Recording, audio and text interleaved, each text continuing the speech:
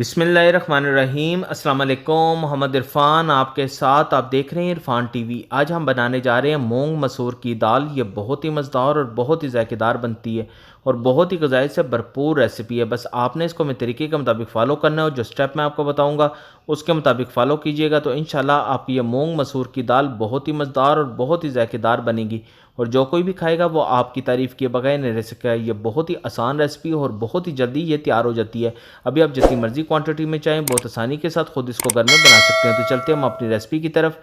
जिन चीज़ों की ज़रूरत है साथ साथ नोट कर लिए। बिस्मिल्लाहिर्रहमानिर्रहीम। एक देचकी ले लीजिए और इसके अंदर मस्टर्ड ऑयल मैंने लिया है 2 से 3 टेबल स्पून। जब ऑयल थोड़ा सा मीडियम गर्म हो जाए तो प्याज मैंने लिए 150 ग्राम, इसको लच्छेदार मैंने काट लिया था, वो आपने इसके अंदर ऐड कर देने हैं और इसको अच्छी तरह आपने मस्टर्ड ऑयल के साथ एक दफ़ा मिक्स कर लेना है ताकि हमारे प्याज अच्छी तरह फ्राई हो सके।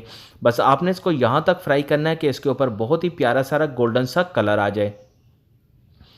जब इसके ऊपर गोल्डन सा कलर आ जाए तो लहसुन अदरक का पेस्ट हमें चाहिए होगा 2 टेबल स्पून, वो आपने इसके अंदर ऐड कर देना है और इसको आपने तकरीबन 2 से 3 मिनट अच्छी तरह भून लेना है ताकि लहसुन अदरक का कच्चापन दूर हो जाए और जायका खुशबू इसके अंदर ऐड हो सके। फिर इसके अंदर पानी हमें चाहिए होगा हाफ का गिलास, वो आपने इसके अंदर ऐड कर देना है ताकि हमारा मसाला जले नहीं और इसको अच्छी तरह आपने मिक्स कर लेना है, यानी कि अच्छी तरह इसको फ्राई कर लेना है ताकि हमारा मसाला जलेगा भी नहीं और लहसुन तक अच्छी तरह भुना जाएगा। बस आपने इसको यहाँ तक इसको फ्राई करना है कि इसके ऊपर अपना ऑयल आना शुरू हो जाए। फिर टमाटर मैंने लिए हैं 150 ग्राम, इसको बारीक बारीक मैंने काट लिया था, वो आपने इसके अंदर ऐड कर देने हैं और अच्छी तरह आपने इसको एक दफ़ा मिक्स कर लेना है ताकि तमाम मसालों के साथ टमाटर भी हमारे रच बस जाएँ और इसका जायका और खुशबू इसके अंदर ऐड हो सके और ये थोड़े से नरम भी हो जाएँ। सब्ज़ मिर्च का पेस्ट हमें चाहिए होगा 1 टेबल स्पून, सुरख मिर्च का पाउडर हमें चाहिए होगा हाफ टेबल स्पून, हल्दी पाउडर हमें चाहिए होगा हाफ टेबल स्पून, नमक हमें चाहिए होगा 1 टेबल स्पून। ये अपने टेस्ट के मुताबिक आप इसको कम ज़्यादा कर सकते हैं। बस इसको भी आपने 2 से 3 मिनट मीडियम फ्लेम के ऊपर रखकर अच्छी तरह आपने इसको भून लेना है ताकि तमाम मसालों का कच्चापन दूर हो जाए और जायका खुशबू इसके अंदर ऐड हो सके। बस आपने इसको अच्छी तरह फ्राई करना है, यानी कि अच्छी तरह भून लेना है और यहाँ तक आपने इसको भूनना है कि इसके ऊपर अपना ऑयल आना शुरू हो जाए। बस 1 कप फिर इसके अंदर आपने पानी ऐड कर देना है और अच्छी तरह आपने इस मसाले को भून लेना है और यहाँ तक भूनना है कि इसके ऊपर अपना ऑयल आना शुरू हो जाए। ये देख लें इसके ऊपर अपना ऑयल आना शुरू हो गया है।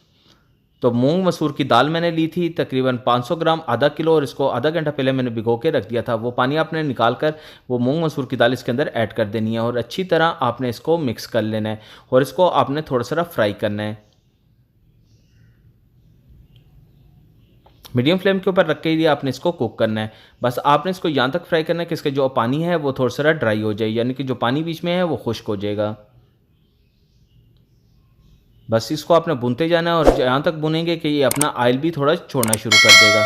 जब इसके ऊपर अपना ऑयल आना शुरू हो जाए तो फिर इसके अंदर आपने पानी ऐड करना है हाफ लीटर के करीब, वो आपने इसके अंदर ऐड कर देना है और इसको अच्छी तरह आपने एक दफ़ा मिक्स कर लेना है एंड इसको फुल आपने इसको बॉयल करना है ताकि हमारी दाल अच्छी तरह गल सके। बस आपने मीडियम फ्लेम के ऊपर रखकर इसको 2 से 3 जोश आपने इसको दे देने हैं। ये देख लें हमारे दाल को भी अच्छी तरह जोश आना शुरू हो गया है। बस आपने इसको 4 से 6 मिनट के लिए इसको फुल बॉयल कर लेना है ताकि हमारी दाल अच्छी तरह गल जाए।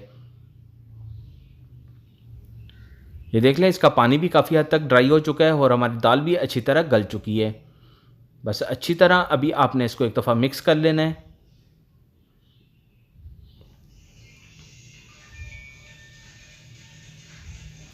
फिर गरम मसाला में चाहिए होगा 1 टेबल स्पून, वो आपने इसके अंदर ऐड कर देना है। सुरख मिर्च मैंने ली है 3 से 5 पीसीस, वो आपने इसके अंदर ऐड कर देनी है और अच्छी तरह आपने इसको मिक्स कर लेना और हमारी मूंग मसूर की दाल बिल्कुल रेडी हो चुकी है। अभी आप इसको डिश आउट कर सकते हैं। बस अच्छी तरह आपने इसकी मिक्सिंग कर देनी है ताकि मसाले की भी खुशबू और जायका इसके अंदर ऐड हो सके। ये देख लें मैंने इसको डिश आउट कर लिया है। बहुत ही ज़बरदस्त इसकी कलर आया है, रंगत और खुशबू बहुत ही कमाल की आ रही है और बहुत ही ज़बरदस्त इसकी लुक आई और जायका भी बहुत ही कमाल का है। तो आपसे गुजारिश है अगर आपने अभी तक इरफान टीवी को सब्सक्राइब नहीं किया तो इरफान टीवी को सब्सक्राइब कर लीजिए और साथ ही बेल आइकॉन के बटन को भी दबा दीजिए ताकि आने वाली सबसे आला और म्यारी रेसिपी सबसे पहले आपको मिल सके।